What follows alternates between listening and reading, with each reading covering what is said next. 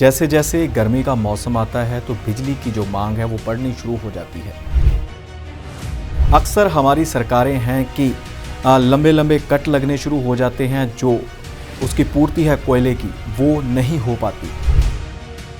आम आदमी पार्टी के लिए एक संकट की स्थिति ही मानी जा सकती है, क्योंकि तलवंडी साबो और गोविंदवाल साहब दो थर्मल प्लांट ऐसे हैं जिनके एक एक यूनिट कोयला संकट के कारण बंद हो गए हैं। तो अब पावरकॉम ने एक नया फैसला लिया है कि जो बिजली के बिल आपको दर्ज करके कर जाते हैं वो एक प्राइवेट कंपनी के पास ठेका है, यानी कि आपके बिल का कहीं ना कहीं निपटारा आसानी से हो सकेगा। अगर उसमें कोई शिकायत सही पाई गई तो उपभोक्ता को तो लाभ मिलेगा ही मिलेगा, और साथ में बिजली कंपनी जो मीटर रीडिंग का काम कर रही है तो उन पर जुर्माना लगाने का भी प्रावधान कर दिया गया है। कि भारतीय सेना के बजट में 63,000 करोड़ की कटौती की गई है। जी बिल्कुल सही खबर मानी जा रही है ये, क्योंकि 63,000 करोड़ रुपए की बहुत भारी भरकम राशि है। हिमाचल प्रदेश हमारा जो पड़ोसी राज्य है उसमें नगर निगम चुनाव होने वाले हैं, शिमला नगर निगम चुनाव होंगे, तो इसी के चलते आम आदमी पार्टी भी चुनावी मैदान के लिए तैयारी करती हुई दिखाई दे रही है, जिसके बाद जो विपक्षी हैं उनकी नींद उड़ गई है।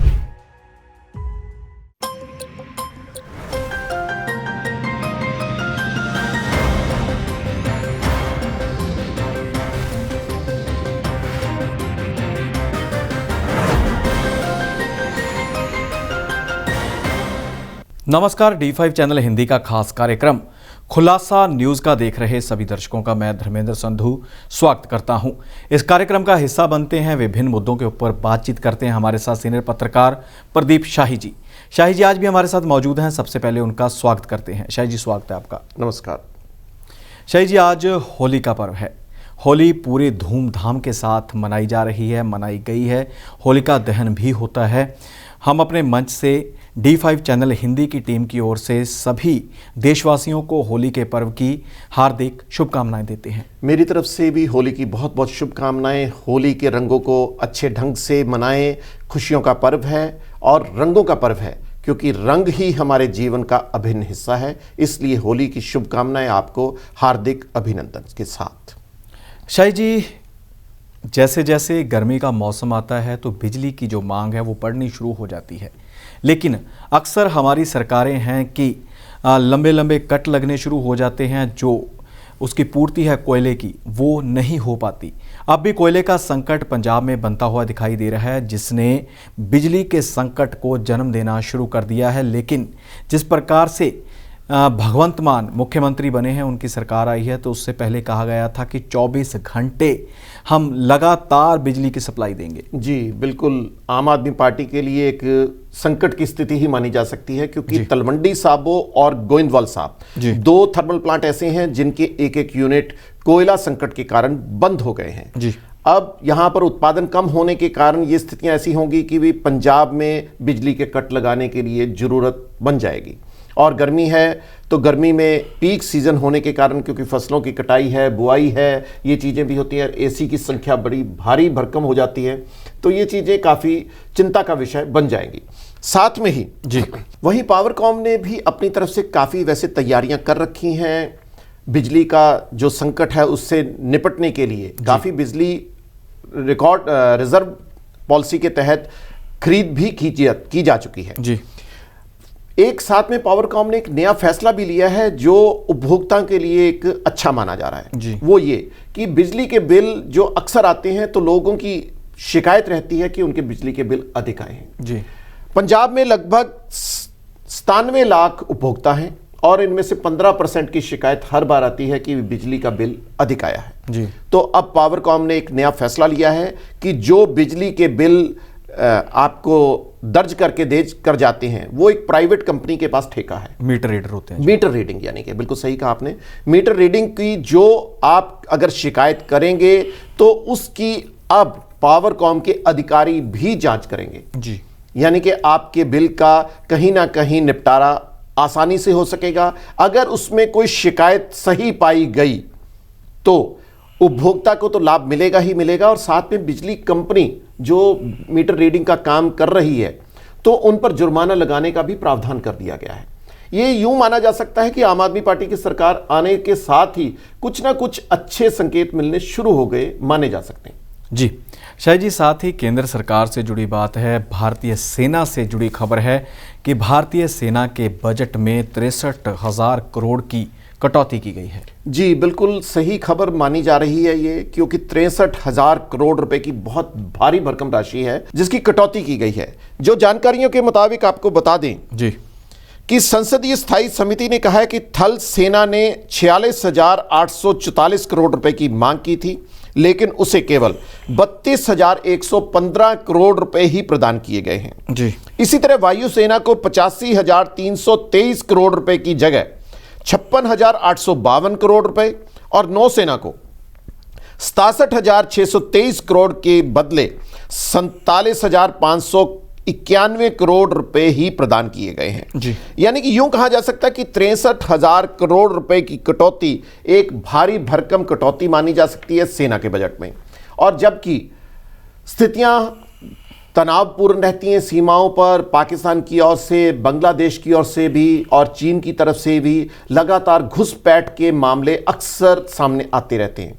ऐसे में इस तरह की कटौती को राजनीतिक विशेषज्ञ उचित नहीं मान रहे हैं। इसके पीछे क्या कारण है ये तो अभी स्पष्ट नहीं हो पाया है, परंतु अभी संसदीय स्थायी समिति ने यह स्वीकार कर लिया है कि कटौती की गई है। जी शायद जी, अगली खबर की तरफ बढ़ते हैं। अगली खबर भी बड़ी अहम बन जाती है कि हिमाचल प्रदेश हमारा जो पड़ोसी राज्य है उसमें नगर निगम चुनाव होने वाले हैं। शिमला नगर निगम चुनाव होंगे, तो इसी के चलते आम आदमी पार्टी भी चुनावी मैदान के लिए तैयारी करती हुई दिखाई दे रही है, जिसके बाद जो विपक्षी हैं उनकी नींद उड़ गई है। जी बिल्कुल सही कहा। पंजाब में आम आदमी पार्टी की बहुत प्रचंड जीत के बाद आम आदमी पार्टी के हौसले काफ़ी बुलंद माने जा रहे हैं। जी और शिमला जो कि हिमाचल प्रदेश की राजधानी भी है, वहां पर नगर निगम के चुनाव होने वाले हैं और कुछ दिन ही शेष हैं। नामांकन जारी करने का, दाखिल करने का काम अभी कुछ दिनों में शुरू होने वाला है। तो अब वहां की प्रदेश सरकार यानी कि भारतीय जनता पार्टी की सरकार एमसीडी के चुनाव को हल्के से नहीं लेना चाह रही। उनका कहना कि अगर किसी तरह की भी अनहोनी हो गई, जो राजनीतिक माहिर मान रहे हैं, अगर किसी तरह की राजनीतिक अनहोनी हो गई तो भारतीय जनता पार्टी को विधानसभा जो इस साल के अंत में चुनाव होने वाले उसका खामियाजा निरंतर भुगतना ही होगा। साथ ही शायद जी, हिमाचल से जुड़ी हुई अगली खबर है कि हिमाचल प्रदेश में चल रही 9 दवाई बनाने वाली कंपनियों पर शिकंजा कसा गया है, जिनकी जो दवाई थी वो घटिया पैमाने की पाई गई है। बिल्कुल सही कहा। ड्रग विभाग ने छापेमारी करते हुए हिमाचल की 9 बड़ी कंपनियां दवा मैन्युफैक्चरर पर कार्रवाई की और जब उनकी दवाइयों की छानबीन की गई तो 10 दवाइयां नकली या घटिया पाई गई, जो बहुत बड़ी खबर थी।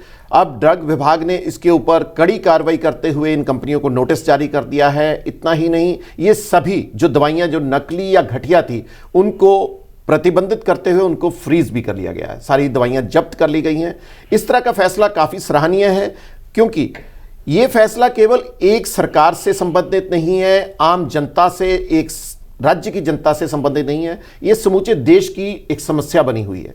क्योंकि नकली दवाइयों का कारोबार बहुत बड़ा है, इस पर अंकुश लगाना समय की बिल्कुल मांग भी है।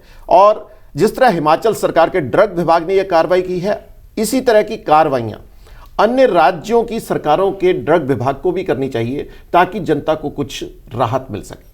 बिल्कुल शाही जी, वैसे ही जो बीमारी से गुजर रहा होता है उसके हालात दयनीय हो जाते हैं, पैसे की कमी आ जाती है और इसी के चलते अगर वो विश्वास कर किसी कंपनी के ऊपर या किसी डॉक्टर की लिखी हुई दवाई उस कंपनी की लेता है, वो भी नकली निकले, असर ना करे, पैसा भी खराब, समय भी खराब और सेहत तो खराब होनी लाजमी है। तो इसी के चलते अगली खबर भी बड़ी अहम बन जाती है, वो ये है कि किसान अभी भी पूरा मोर्चा खोलने के मूड में नजर आ रहे हैं, लेकिन किसान संगठनों में भी फूट पड़ती हुई दिखाई दे रही है। 21 मार्च को संयुक्त किसान मोर्चे की ओर से ऐलान किया गया है कि हम पूरे भारत में प्रदर्शन करेंगे, लेकिन गुरनाम सिंह चड़ूनी है, किसान नेता हैं और उनके साथ अन्य जो दल हैं उनका कहना है कि हम उस दिन लखीमपुर खीरी में जाकर, यूपी में जाकर बड़ा एक इकट्ठ करेंगे। कारण ये रहा कि कुछ जथेबंदियों ने, कुछ संगठनों ने चुनाव लड़ने का फैसला लिया था, तो बाकी जो संयुक्त किसान मोर्चा था वो काफ़ी उनसे नाराज़ नज़र आ रहा है और उनको अपने मोर्चे से अलग भी कर चुका है। जी बिल्कुल सही कहा, क्योंकि पंजाब के चुनाव में किसान मोर्चा ने जो 14 माह तक अपना ज़बरदस्त प्रदर्शन किया, जिसके चलते तीनों कानूनों को वापस लेना पड़ा, कृषि कानूनों को वापस केंद्र सरकार को लेना पड़ा। तो उसके बाद इनके किसानों के हौसले बुलंद हो गए थे, संगठनों ने, उन्होंने चुनाव भी लड़ा, परंतु चुनाव में करारी हार ही सामने आई। ये इसका माना जा सकता है कि ये फूट का ही कारण था, राजनीतिक फूट थी, संगठन इकट्ठे न रह सके, इसी कारण स्थितियां काफी गंभीर हो गई। अब ये देखना होगा कि क्या ये जो प्रदर्शन अब देश भर में किया जाने वाला है, क्या उसको वह अच्छे ढंग से क्रियान्वित कर सकेंगे, इसके ऊपर हमारी नज़र बनी रहेगी। जी शाही जी, यूक्रेन और रूस के दरमियान जो जंग जारी है, तनाव चल रहा है, उसके ऊपर भी बातचीत करेंगे। आपसे पहले यही जानेंगे कि किस प्रकार का वहाँ माहौल बना हुआ है, क्या ताज़ा अपडेट है। और एक बड़ी खबर दर्शकों को बता दें कि रूस जो तेल का काफ़ी बड़ा उत्पादक माना जाता है, उससे भारत कच्चा तेल लेने की तैयारी में है, जिससे आने वाले समय में भारतवासियों को पेट्रोल डीजल की बढ़ती हुई कीमतों से राहत मिल सकती है। और मुख्य खबर यह है कि डॉलर में इसका भुगतान नहीं किया जाएगा। जो भारत कच्चे तेल की कीमत रूस को अदा करेगा वो उनकी रूसी करेंसी रूबल या फिर हमारे भारतीय करेंसी रुपए के हिसाब से ही की जाएगी। अब देखना होगा कि दूसरे जो अन्य देश हैं वो इसके ऊपर क्या प्रतिक्रिया देते हैं और किस प्रकार से इसको आगे बढ़ाया जाता है। इसमें एक चीज़ खास दिखाई दे रही है कि रूस उत्पादक बहुत बड़ा है, इस बात से तो कोई इनकार ही नहीं किया जा सकता। इसमें एक खास बात बिल्कुल दिखाई दे रही है संतोष साहब, वो ये कि डॉलर का जो सरकार के पास खजाना एकत्रित रहता है उसमें भी वृद्धि होगी, क्योंकि हम डॉलर में पेमेंट नहीं करेंगे, रूबल में करेंगे या रुपए की भाषा में करेंगे, तो इससे कुदरती तौर पर हमें एक बड़ा मुनाफा भी होगा और कम कीमतों पर हमें तेल की आपूर्ति भी हो सकेगी। परंतु इसमें एक बड़ी चिंता का विषय यह भी बन जाएगा, क्योंकि समूचे विश्व की ओर से बड़े बड़े देशों ने रूस के ऊपर पाबंदी लगाई हुई है। तो इस तरह का फैसला रूस और भारत पर कुछ अलग नजरिया भी बनाएगा और हो सकता है भारत के ऊपर इसका दबाव भी बनना शुरू हो जाए अलग अलग देशों की ओर से। तो इसके ऊपर भी काफ़ी गहन चिंता की विषय बन चुका है। और साथ ही एक खबर और भी बता दें कि फ्रांस व कई अन्य देशों ने रूस की जो लोग हैं उनके बैंकों में जो खाते थे उनको फ्रीज करने की भी घोषणा कर दी है। जी चाहे जी, साथ ही बता दें कि जिस प्रकार से पाबंदियां लगाई जा रही हैं रूस के ऊपर, वहीं पर भारत और रूस का जो आपस में आदान प्रदान का सिलसिला वो पिछले लंबे समय से जारी है। इसी के चलते काफ़ी बड़ी संख्या में काफ़ी फीसदी में जो हथियार हैं वो रूस से ही भारत में आते हैं। तो अगली खबर की तरफ बढ़ते हैं। अगली खबर है Kashmir files film. Kashmir files film काफ़ी चर्चा में आई है, इसी के चलते इसके ऊपर भी राजनीति होनी शुरू हो चुकी है। अखिलेश यादव हैं, सपा के जो प्रमुख हैं, वो कहते हैं कि इसी प्रकार लखीमपुर खीरी में जो किसानों के साथ घटना घटित हुई थी उसके ऊपर भी लखीमपुर खीरी फाइल फिल्म बनानी चाहिए। साथ ही राबड़ी देवी कहते हैं कि गुजरात में दंगे हुए थे, उनके ऊपर भी गुजरात फाइल नाम की फिल्म बनाई जाए।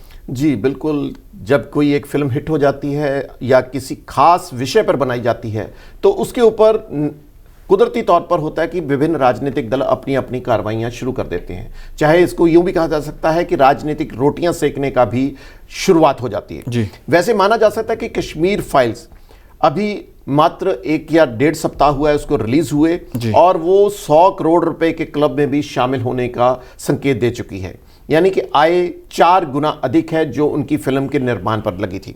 वैसे आपको यह भी दर्शकों को बता दें कि अब तक 14 फिल्में इस तरह की बनी हैं जो इस तरह के मुद्दों पर थी, परंतु इनमें से 11 फिल्में सुपर फ्लॉप मानी गई हैं जी। इनमें से केवल एक ही फिल्म या 2 फिल्मों का नाम ही है, जैसे रोजा थी, कश्मीर के ऊपर आधारित थी, मिशन कश्मीर थी, वह भी कश्मीर के मुद्दे पर थी, और अब कश्मीर फाइल्स। ये 3 फिल्में ऐसी हैं कि जो सुपरहिट साबित हुई। इनका पटकथा अच्छा था या इनकी एक्टिंग अच्छी थी, ये लोगों के ऊपर आधारित होता है क्योंकि लोग क्या देखना पसंद करते हैं।